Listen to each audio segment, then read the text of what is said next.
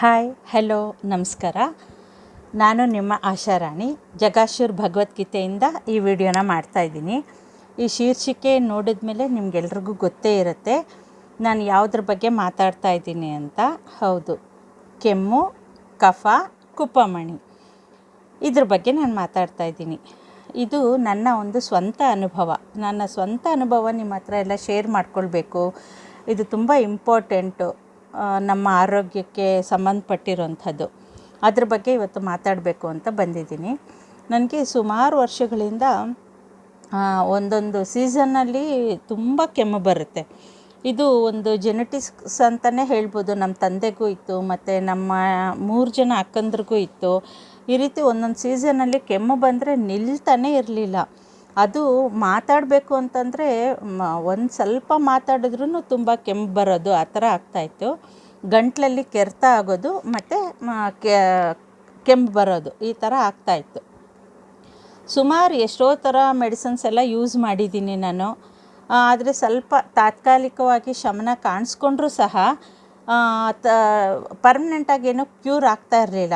ಸರಿ, ಅದು ಇದು ಮಾಡಿದ್ಮೇಲೆ ಸುಮಾರು ಒಂದು 3-4 ತಿಂಗಳಾದರೂ ನನಗೆ ವಾಸಿ ಆಗ್ತಾ ಇರಲಿಲ್ಲ. ಇದೇ ರೀತಿ ನಮ್ಮ ಅಕ್ಕಂದ್ರಿಗೂ ಆಗ್ತಾಯಿತ್ತು. ಇದೇ ಒಂದು ಸೇಮ್ ಎಕ್ಸ್ಪೀರಿಯನ್ಸ್ ಆಗ್ತಾಯಿತ್ತು. ಆಮೇಲೆ ಸುಮಾರು ಒಂದು 8 ಇಯರ್ಸ್ ಬ್ಯಾಕು ನನಗೆ ಕಫ ತುಂಬ ಜಾಸ್ತಿ ಆಗಿಬಿಟ್ಟು, ನಾನು ಇದು ಪ್ರತಿ ಸರ್ತಿ ನನಗೆ ಕೆಮ್ಮು ಬಂದಾಗಲೆಲ್ಲ ಒಂದು ಅನಲೈಸ್ ಮಾಡ್ತಾಯಿದ್ದೆ, ಯಾಕೋಸ್ಕರ ನನಗೆ ಈ ಥರ ಕೆಮ್ಮು ಬರುತ್ತೆ. ಅದು ನಿಲ್ಲಲಾರ್ದಿರ ಮಾತಾಡಿದ್ರೆ ಕೆಮ್ಮು ಬರುತ್ತೆ, ರಾತ್ರಿಯೆಲ್ಲ ನಿದ್ದೆ ಬರ್ತಾ ಇರಲಿಲ್ಲ, ಹಾಗಿರ್ತಾಯಿತ್ತು. ಇದು ಯಾಕೋಸ್ಕರ ಇರ್ಬೋದು ಅಂತ ಅನಲೈಸ್ ಮಾಡ್ತಾಯಿದ್ದೆ. ಅದು ಯಾವುದೋ ಒಂದು ರಿಸಲ್ಟ್ ನನಗೆ ಸಿಗ್ತಾಯಿತ್ತು, ಆದರೆ ಅದಲ್ಲ ಅಂತ ಆಮೇಲೆ ಕನ್ಫರ್ಮ್ ಆಗ್ತಾಯಿತ್ತು.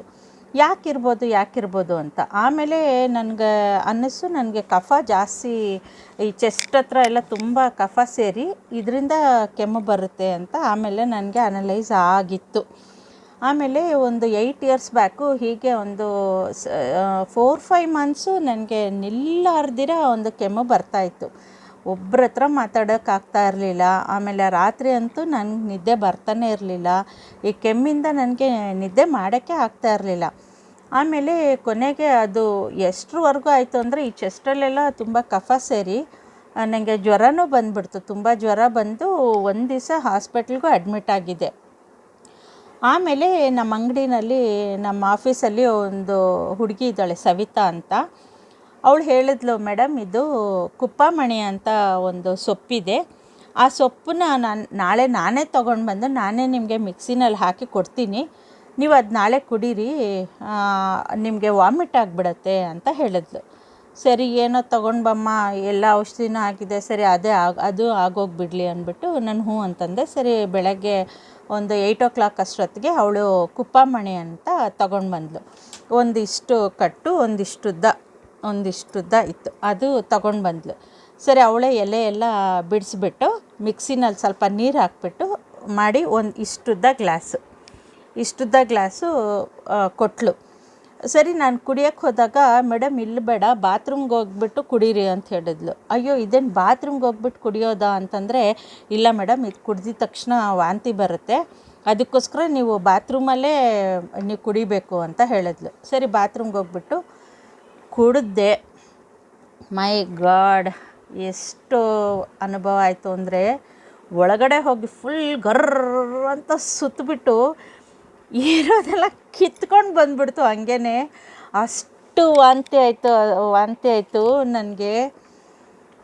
ನಿಜವಾಗ್ಲೂ ತಡ್ಕೊಳಕ್ಕಾಗಲಿಲ್ಲ. ಅದು ವರ್ಡ್ಸ್ ಇಲ್ಲ. ಅದು ಏನು ಸೊಪ್ಪು ದೇವರೇ ಮಾರಾಯರೆ, ಅದು ಏನು ಕಂಡಿಡಿದ್ಲೋ, ಅದೇನೋ ಅವಳು ನನಗೆ ಅಡ್ವೈಸ್ ಮಾಡಿದ್ಲೋ, ನಿಜವಾಗ್ಲೂ ಇಲ್ಲಿಂದನೇ ಅವಳಿಗೆ ನನಗೆ ನಮಸ್ಕಾರ ಹಾಕ್ತೀನಿ. ಅಷ್ಟು ವಾಮಿಟ್ ಆಗಿಬಿಡ್ತು. ಆಮೇಲೆ ತುಂಬ ಸುಸ್ತಾಗೋಯ್ತು. ಬಂದು ಒಂದು 1/2 hour ರೆಸ್ಟ್ ತೊಗೊಂಡೆ. ಅದಾದಮೇಲೆ ನನಗೆ ಕೆಮ್ಮಾಗಲಿ ಏನಾಗಲಿ ಏನೂ ಇಲ್ಲ, ಸ್ವಲ್ಪನೂ ಆಗಲಿಲ್ಲ. ಆ ಜ್ವರ, ಆ ಸುಸ್ತು ಅದೆಲ್ಲ ಡೇ ಬೈ ಡೇ ಕಡಿಮೆ ಹಾಕ್ಕೊಂಡು ಬಂತು. ಅದಾದಮೇಲೆ ತಿರ್ಗಾ 4 ಇಯರ್ಸ್ ಬ್ಯಾಕು ಒಂದು ಸರ್ತಿ ಬಂತು. ನನಗೆ ನೆನಪೇ ಬರಲಿಲ್ಲ ಈ ಥರ ಕುಪ್ಪಮಣಿ ಅನ್ನೋ ಸೊಪ್ಪು ತಗೊಂಡೆ, ಕುಡಿದೆ ಅಂತ ನನಗೆ ಮರ್ತೋಗ್ಬಿಡ್ತು. ಆಮೇಲೆ ಮತ್ತೆ 1 month ನಾನು ಸಫರ್ ಮಾಡ್ತಾಯಿದ್ದೆ. ಆವಾಗ ನಾನು ಭಗವದ್ಗೀತಾ ಆಡಿಯೋಸ್ ಮಾಡಿ ಕೊಡ್ತಾಯಿದ್ದೆ, ನಾನು ವಾಟ್ಸಪ್ಪಲ್ಲಿ ಇದರಲ್ಲೆಲ್ಲನೂ ಕೊಡ್ತಾಯಿದ್ದೆ. ಆವಾಗ ನಾನು ಮಾತಾಡಬೇಕಂದ್ರೆ ಆ ಪರಮಾತ್ಮನ, ಆ ಕೃಷ್ಣನ್ನೇ ತುಂಬ ಬೇಡಿಕೊಂಡು ಸ್ವಲ್ಪ ಹೊತ್ತು ಒಂದು 10 ನಿಮಿಷ ಮಾತಾಡೋದು, ರೆಸ್ಟ್ ತಗೊಳ್ಳೋದು, ಹೀಗೆ ಮಾಡ್ತಾಯಿದ್ದೆ. ತುಂಬ ಅಂದರೆ ತುಂಬ ಕಷ್ಟಪಟ್ಟೆ. ಆಮೇಲೆ ಒಂದು ನನಗೆ ಅಷ್ಟು ಸಫರ್ ಮಾಡಬೇಕು ಅಂತ ಇತ್ತೇನೋ, ತಲೆಯಲ್ಲಿ ಬರ್ದಿತ್ತೇನೋ ಗೊತ್ತಿಲ್ಲ. ಆಮೇಲೆ ಸುಮಾರು ಒಂದು 7th ಡೇನೋ 8th ಡೇನೋ ಮತ್ತೆ ಜ್ಞಾಪಕ ಬಂತು. ಸದ್ಯಕ್ಕೆ ದೇವ್ರ ದಯೆಯಿಂದ ನಮ್ಮ ಮನೆ ಹತ್ರನೇ ಸಿಗುತ್ತೆ ಅದು ಸೊಪ್ಪು. ಆವಾಗ ಸರಿ ತೊಗೊಂಡು ಬಂದು ಮತ್ತೆ ಒಂದು ಕಟ್ಟು ತೊಗೊಂಡು ಬಂದು ಸೇಮ್ ಅದೇ ಥರ ಮಾಡಿದೆ. ಮತ್ತೆ ವಾಮಿಟ್ ಆಯಿತು, ಸರಿ ಸ್ಟಾಪ್ ಆಯಿತು. ಅದಾದಮೇಲೆ ಮತ್ತೆ 4 ವರ್ಷದಿಂದ ನನಗೆ ಕೆಮ್ಮು ಅನ್ನೋದು ಬರಲಿಲ್ಲ. ಇವಾಗ 4-5 ಡೇಸಿಂದ ಬಂದಿದೆ ನನಗೆ ಕೆಮ್ಮು ಬರ್ತಾಯಿತ್ತು. ಆಮೇಲೆ ಅಂದರೆ ಅಷ್ಟು ತೀವ್ರವಾಗಿಲ್ಲ, ಮಾತಾಡೋಕ್ಕಾಗ್ತಾಯಿತ್ತು, ರಾತ್ರಿ ಹೊತ್ತು ನಿದ್ದೆ ಮಾಡ್ತಾಯಿದ್ದೆ, ಎಲ್ಲ ಮಾಡ್ತಾಯಿದ್ದೆ.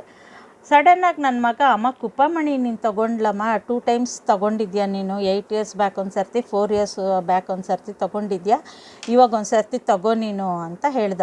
ಅಯ್ಯೋ ಹೌದು ಕಣೋ, ಹೋಗಿ ತೊಗೊಂಡು ಬಾ ಅಂತ ಹೇಳಿದೆ. ಆಮೇಲೆ ಅವನು ಹೋಗಿಬಿಟ್ಟು ತೊಗೊಂಡು ಬಂದು ಇಮಿಡಿಯೇಟಾಗಿ ಅವನೇ ಲೀವ್ಸ್ ಎಲ್ಲ, ಎಲೆ ಎಲ್ಲ ತೆಗೆದುಬಿಟ್ಟು ಮಿಕ್ಸಿನಲ್ಲಿ ತೊಳೆದ್ಬಿಟ್ಟು ಕ್ಲೀನಾಗಿ ಮಿಕ್ಸಿನಲ್ಲಿ ಹಾಕಿ ಸೇಮ್ ಇಷ್ಟೇ ಒಂದು 100 ml ಅಷ್ಟು ನೀರಾಗಿ ಮಾಡಿಕೊಂಡು ಬಾತ್ರೂಮಲ್ಲೇ ಹೋಗಿಬಿಟ್ಟು ಇವತ್ತು ಬೆಳಗ್ಗೆ ಇದಾಗಿದ್ದು. ಆಮೇಲೆ ಸರಿ ಅಂತ ಬಾತ್ರೂಮಲ್ಲೇ ಹೋಗಿ ಕುಡಿದೆ. ಇಮಿಡಿಯೇಟ್ ಎಲ್ಲ ವಾಮಿಟ್ ಬಂದುಬಿಡ್ತು. ಆಮೇಲೆ 4 ಇಯರ್ಸ್ಗೆ ಇವಾಗಲೂ ವಯಸ್ಸಾಗಿದೆಯಲ್ಲ, ಇನ್ನೂ ಶಕ್ತಿ ಸ್ವಲ್ಪ ಕಡಿಮೆ ಆಗಿದೆಯಲ್ಲ, ಅದಕ್ಕೆ ಲಾಸ್ಟ್ ಟೈಮ್ 1/2 hour ರೆಸ್ಟ್ ತೊಗೊಂಡೆ. ಈ ಸರ್ತಿ 3 hours ರೆಸ್ಟ್ ತೊಗೊಂಡೆ ನಾನು. ತುಂಬ ಹೊಟ್ಟೆ ಎಲ್ಲ ನೋವಾಗುತ್ತೆ, ಚೆಸ್ಟೆಲ್ಲ ನೋವಾಗುತ್ತೆ, ಕೆಳಗಡೆಯಿಂದ ಹಂಗೆ ಎಳ್ಕೊಂಡು ಬರುತ್ತೆ. ನನಗೇನೋ ಒಂದು ಆಟೋಮೊಬೈಲ್ ಶೋರೂಮಲ್ಲಿ ಕಾರ್ನ ವಾಶ್ ಮಾಡ್ತಾರಲ್ವ, ಆ ರೀತಿ ನನಗೆ ಅನ್ನಿಸ್ತು. ನನಗೆ ನಿಜವಾಗ್ಲೂ ಆ ರೀತಿ ವಾಶೌಟ್ ಆಗಿಬಿಡುತ್ತೆ. ಅದು ಎಂಥ ಸೊಪ್ಪು ರೀ, ಯಾರು ಕಂಡುಹಿಡಿದ್ರು ನಿಜವಾಗ್ಲೂ. ನೋಡಿ, ನಮ್ಮ ಹಿತ್ತಲ ಗಿಡ ಮದ್ದಲ್ಲ ಅಂತ ಹೇಳ್ತಾರಲ್ವ, ನಮ್ಮಲ್ಲೇ ಎಲ್ಲ ಇರುತ್ತೆ. ಆದರೆ ನಾವು ಏನೇನೋ ಮಾಡ್ತೀವಿ. ಇಂಗ್ಲೀಷ್ ಮೆಡಿಸನ್ಸ್ ಅಂತೂ, ಕೆಮ್ಮು ಬಂದರೆ ಅಂತೂ ತುಂಬ ಜನ ನನ್ನ ಫ್ರೆಂಡ್ಸ್ ಎಲ್ಲ ಹೇಳ್ತಾರೆ, ಕೆಮ್ಮು ಬಂದರೆ ನನಗೆ ಹೋಗೋದೇ ಇಲ್ಲ ಹಾಗೆ ಹೀಗೆ ಅಂತ.